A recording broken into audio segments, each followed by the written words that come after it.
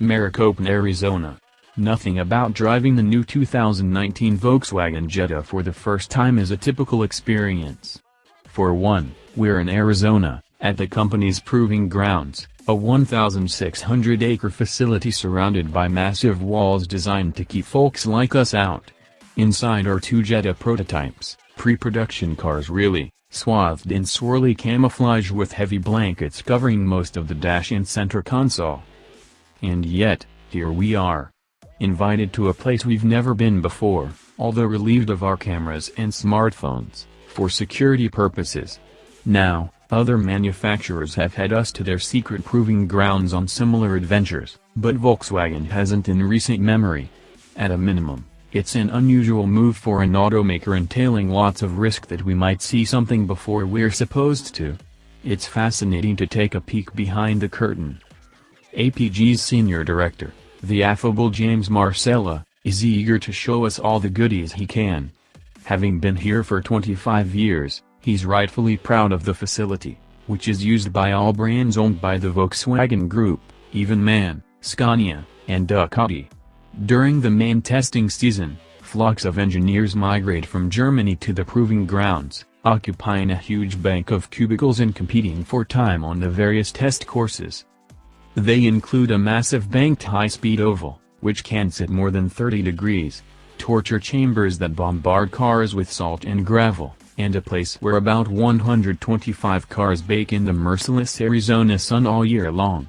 There's a room where previously tortured cars are ripped apart, which happens in a room that looks pretty much like a room you might expect to find the pieces of a crashed alien spacecraft.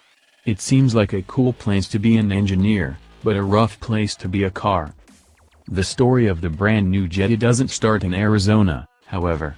Back in 2010, we drove the Jetta that was born out of the new compact sedan program, Volkswagen's main salvo in an attempt to become a much higher volume player in the US market. It was also an attempt to deconstruct the notion that the Jetta was a compact, near-luxury sedan built to do battle with Volvo and Acura, and priced accordingly. That meant it a contented, a nice way to say cheaper, Americanized, a nice way to say softer, Jetta built in Mexico and aimed specifically at domestic tastes. Cost-cutting was evident everywhere, at first glance, and was rightly a major preoccupation of our reviewer at the time. It was a preoccupation of buyers, as well. Jetta never reached the summit of the Corolla, Civic sales mountain.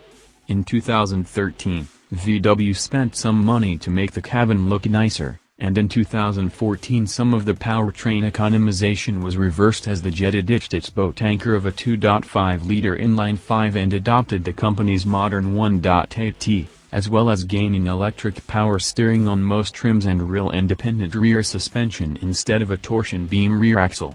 It wasn't enough to move the needle, however.